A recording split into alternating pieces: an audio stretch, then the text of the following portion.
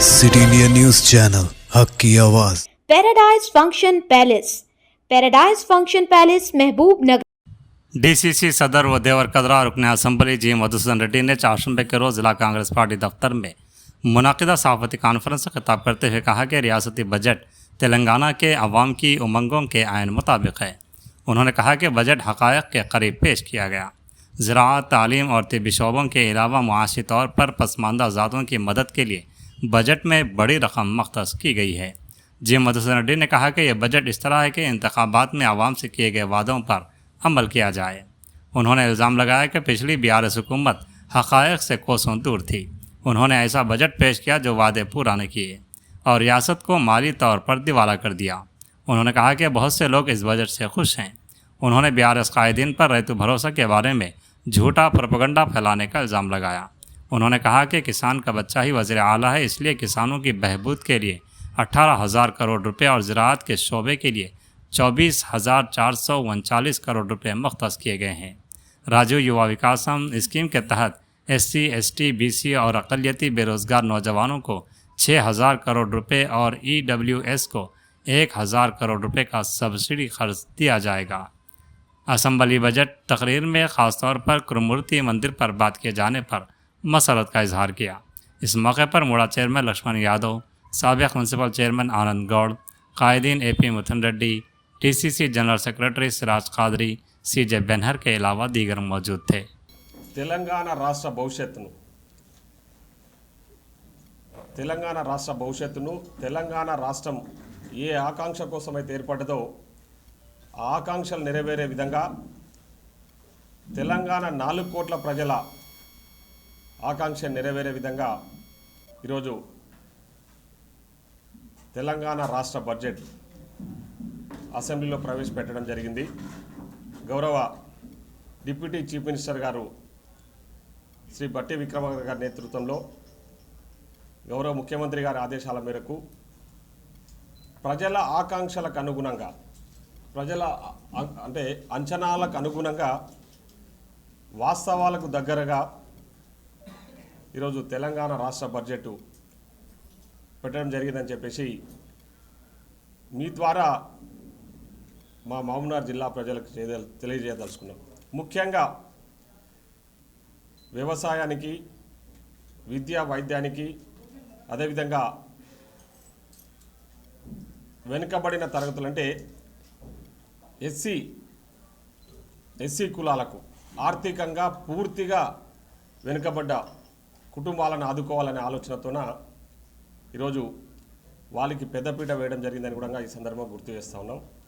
ముఖ్యంగా ఈరోజు అనవసరమైన హంగామాకు పోకుండా, అంకల గ్యారెంటీలా కాకుండా ప్రజలకు ఏదైతే మేము ఎన్నికలలో ఇచ్చిన హామీలు ఉన్నాయో హామీలన్నీ కూడా నెరవేర్చే విధంగా, హామీలన్నీ అమలయ్యే విధంగా ఈరోజు అసెంబ్లీలో మా గౌరవ ఆర్థిక శాఖ మంత్రి గారు ప్రవేశపెట్టిన బడ్జెట్ ఉందని చెప్పేసి కూడా ఈ సందర్భంగా తెలియజేస్తా ఉన్నాం।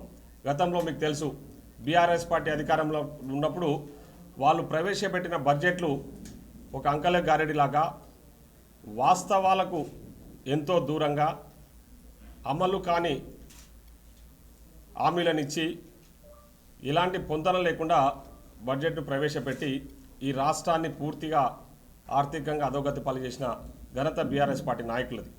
సో ఈరోజు అట్లా కాకుండా మేము ప్రజల ఆకాంక్షకు అనుగుణంగా వాస్తవాలకు దగ్గరగా మేము ప్రవేశపెట్టిన బడ్జెట్ ఈరోజు నేను మధ్యాహ్నం ప్రవేశపెట్టినప్పుడు కూడా సభలో లైవ్లో నేను అక్కడ ఉన్నా।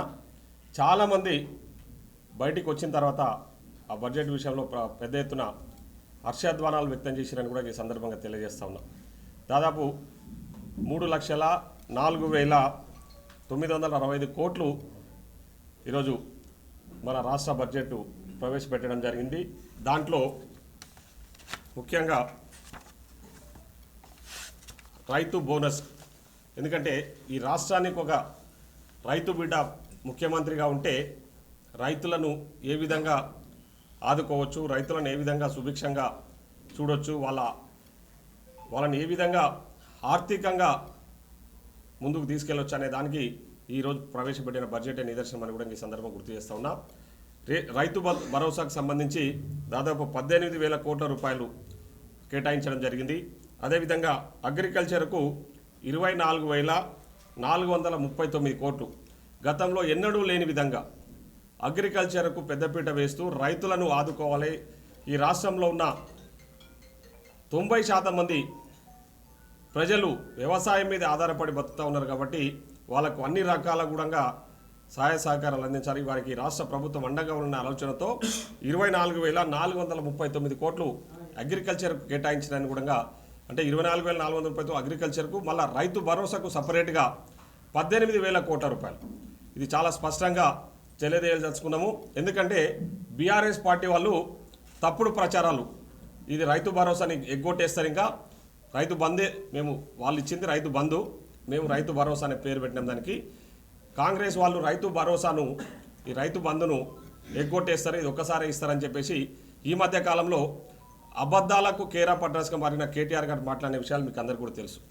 సో అవన్నీ తిప్పి కొడుతూ వాస్తవంగా మేము రైతులకు రైతు భరోసా ఇస్తామని మాట ఇచ్చినాం కాబట్టి ఆ రైతు భరోసాకు సంబంధించి 18,000 కోట్లు ఈ సంవత్సర కాలం, అంటే ఈ 2025-2026 బడ్జెట్లో 18,000 కోట్ల రూపాయలు, అంటే మేమేదైతే అంచనాల ప్రకారం 9,000 కోట్ల రూపాయలు ప్రతి సీజన్ కేటాయించాలనుకున్నామో అట్లా 18,000 కోట్ల రూపాయలు ఓన్లీ రైతు భరోసా కేటాయించమని కూడా ఈ సందర్భంగా తెలియజేస్తా ఉన్నా. కాబట్టి మా మీడియా మిత్రుల ద్వారా మహబూబ్నగర్ జిల్లా రైతాంగాన్ని కూడా నేను విజ్ఞప్తి చేస్తా ఉన్నా, టీఆర్ఎస్ పార్టీ వాళ్ళు ఏదైతే తప్పుడు ప్రచారాలు చేస్తా ఉన్నారో రైతు భరోసా బంద్ చేస్తారన్నది అవాస్తవమని కూడా, ఎందుకంటే ఇక్కడ బడ్జెట్లో కేటాయింపులు చేయడం జరిగింది కాబట్టి తప్పకుండా ఈ కేటాయింపులన్నీ కూడా రైతులకు చేరే విధంగా చేయడమే మా బాధ్యత, మా లక్ష్యం అని కూడా ఈ సందర్భం గుర్తు చేస్తూ ఉన్నాం. అదేవిధంగా ఎడ్యుకేషన్ కూడా 23,108 కోట్ల రూపాయలు. గతంలో బీఆర్ఎస్ 10 ఏళ్ల పాలనలో ఎడ్యుకేషన్కు పూర్తిగా నిర్లక్ష్యానికి గురి చేశారు. కానీ మేము అట్లా కాదు, ఈరోజు ప్రభుత్వ పాఠశాలలలో చదువుకుంటున్న నిరుపేదలను కూడా ఆదుకోవాలనే ఆలోచనతోన వాళ్లకు నాణ్యతతో కూడిన భోజన వసతులే కాదు, నాణ్యమైన భోజనాలే కాదు, మంచి క్వాలిటీ ఎడ్యుకేషన్ అందించాలి. వాళ్లకు రెసిడెన్షియల్ స్కూళ్ళు చాలా మటుకు గవర్నమెంట్, అంటే ప్రైవేట్ బిల్డింగ్స్లలో రెంట్కు నడుపుతూ ఉన్నారు. అవన్నీ కూడా గవర్నమెంట్ బిల్డింగ్స్గా నిర్మించి మంచి వసతులు కల్పించాలని చెప్పే విధంగా పంచాయతీరాజ్, అదేవిధంగా గ్రామీణ డెవలప్మెంట్కు సంబంధించి పంచాయతీరాజ్ గ్రామీణ అభివృద్ధికి సంబంధించి కూడా దాదాపు 31,000 కోట్ల రూపాయలు, 31,605 కోట్ల రూపాయలు, 31,000 అంటే ఇది చిన్న విషయం కాదు. పంచాయతీరాజ్ అంటే గ్రామాలలో, గూడాలలో, తాండాలలో కూడా బీటీ రోడ్స్, అంటే ఈ సీసీ రోడ్స్ కానీ బీటీ రోడ్స్ కానీ, అదేవిధంగా వాళ్ళను ఈ గ్రామాలను మండలాలకు కనెక్ట్ చేస్తూ మండలాల త్రూ జిల్లాలకు కనెక్ట్ చేయాలనే ఆలోచనతోన గ్రామాల అభివృద్ధి కోసం పెద్దపీట వేయడం జరిగింది. దాదాపు 31,000 కోట్ల బడ్జెట్ ఈ రాష్ట్ర ప్రభుత్వం ఈ బడ్జెట్లో కేటాయింపులు చేయడం జరిగిందని కూడా తెలియజేస్తా ఉన్నాం. అదేవిధంగా ఎలక్ట్రిసిటీకి సంబంధించి కూడా పవర్, మీకు అందరికీ కూడా తెలుసు, ఎలక్ట్రిసిటీ అనేది అత్యంత ప్రాధాన్యతతో కూడుకున్న అంశము. ప్రతి ఒక్కళ్లకు నిత్యావసర వస్తువులు, అంటే నిత్యం వాడుకునే దానిలలో ఎలక్ట్రిసిటీ అనేది కూడా ప్రాధాన్యత సంతరించుకున్నది. కాబట్టి ఎక్కడ కూడా పవర్ కట్స్ లేకుండా అన్ఇంటరప్టెడ్ పవర్ ప్రజలకు అందించాలని చెప్పేసి దాదాపు దానికి 21,000 కోట్ల రూపాయలు బడ్జెట్లో కేటాయింపులు చేయడం జరిగిందని ఈ సందర్భంగా గుర్తు చేస్తూ ఉన్నాం.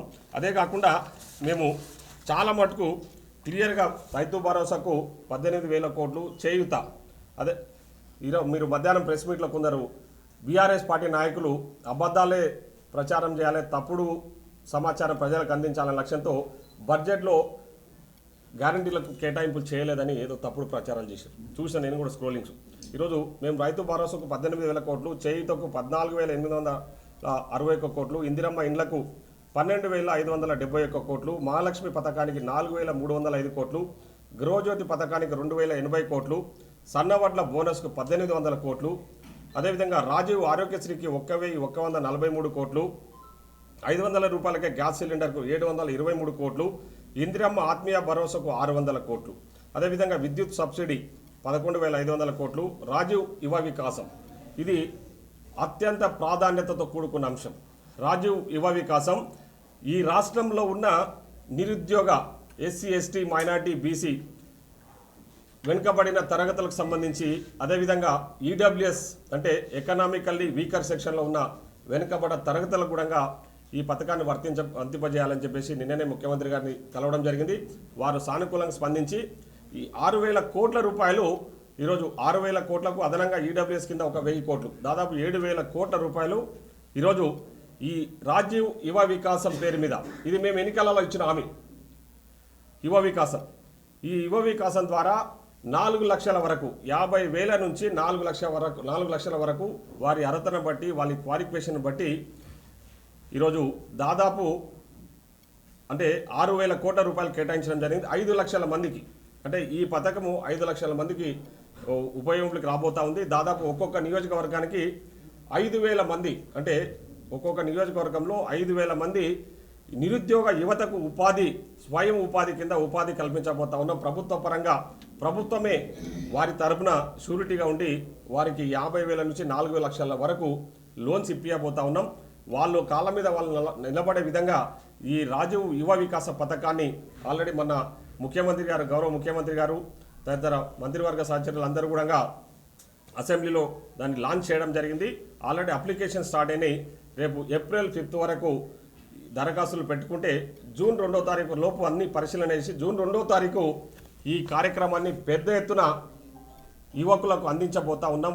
వాళ్ళను అందరినీ కూడా సెలెక్ట్ చేసి చాలా ట్రాన్స్పరెంట్గా పారదర్శకంగా అర్హత ఎవరికైతే ఉందో పూర్తిగా వెనుకబడ్డ తరగతులకు సంబంధించి ఆర్థికంగా వెనుకబడ్డ ఎవరైతే ఉన్నారో వాళ్లకు ఈ రాజీవ్ యువ వికాసంలో మేము ఆర్థికంగా వాళ్ళని ఆదుకుంటా ఉంది ప్రభుత్వం అని కూడా ఈ సందర్భంగా గుర్తు చేస్తా ఉన్నాం. ఎందుకంటే నిరుద్యోగ యువకులకే ఈ అవకాశాన్ని కల్పించబోతున్నాం. దానికి కూడా బడ్జెట్లో స్పెషల్గా కేటాయింపులు చేయడం జరిగిందని కూడా ఈ సందర్భంగా గుర్తు చేస్తా ఉన్నాం. అంటే మేము మాట ఇచ్చి మాట నిలుపుకోవడానికి మా గౌరవ ముఖ్యమంత్రి గారు కానీ మా డిప్యూటీ సీఎం గారు కానీ ప్రయత్నం చేసిర్రు.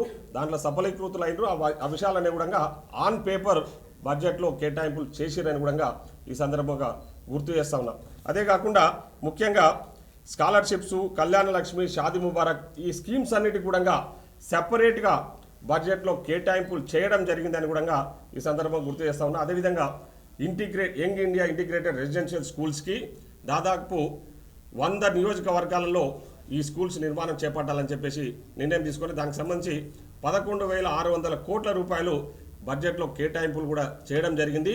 రాబోయే రోజుల్లో యంగ్ ఇండియా ఇంటిగ్రేటెడ్ స్కూల్స్ మా నియోజకవర్గాలు ముఖ్యంగా ఉమ్మడి మహబూబ్నగర్ జిల్లాలో ఉన్న 14 నియోజకవర్గాలలో ఈ young India integrated residential schools పని ప్రారంభించబోతాం. ఆల్రెడీ శంకుస్థాపన చేయడం జరిగింది. తొందరలోనే పనులు కూడా ప్రారంభించి ఒక 1 ఇయర్ లోపు ఈ స్కూల్స్ కంప్లీట్ చేసి అందులో అడ్మిషన్స్ ప్రారంభిస్తాము. అంతర్జాతీయ స్థాయితో కూడిన ఎడ్యుకేషన్ అందించడమే మా లక్ష్యంగా మేము ముందుకు పోతా ఉన్నాం.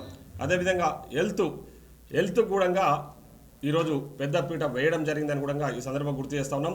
R&B డిపార్ట్మెంట్ కూడా రోడ్లు భవనాల శాఖ కూడా దాదాపు 5,600 కోట్ల రూపాయలు కేటాయించి రోడ్లన్నీ కూడా అదేవిధంగా R&B బిల్డింగ్స్ కూడా మొత్తము రెనోవేట్ చేసి అందుబాటులోకి తీసుకురావాలని ఆలోచనతో సో అవి కూడా కేటాయింపులు చేసినామని అంటే ప్రతి రంగాన్ని ప్రజలకు ఉపయోగపడే ప్రతి రంగాన్ని కూడా ఈరోజు బడ్జెట్లో కేటాయింపులు చేయడం జరిగిందని కూడా ఈ సందర్భంగా గుర్తు చేస్తూ ఉన్నాం.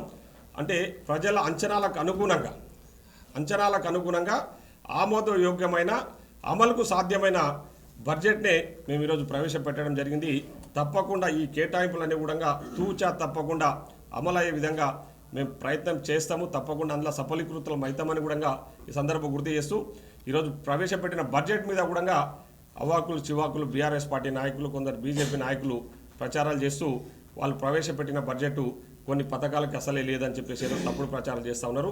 మీరు ప్రజలు ఇప్పటికే మీకు బుద్ధి చెప్పారు, అయినా కూడా బుద్ధి తెచ్చుకోకుండా తప్పుడు ప్రచారాలు చేస్తూ ప్రజలను తప్పుదో పట్టించే ప్రయత్నం చేస్తూ ఉన్నారు. కాబట్టి మేము బడ్జెట్ను చాలా ట్రాన్స్పరెంట్గా మీకు అందించినాం. దీంట్లో అన్ని వాస్తవాలు ఉన్నాయి. అన్ని వాస్తవాలు వివరాలతో సహా మేము మాకు ఇచ్చిన బుక్లెట్లో పొందుపరచడం జరిగింది. ఆ బుక్లెట్లో వివరాలన్నీ దేనికి ఎంతెంత కేటాయింపు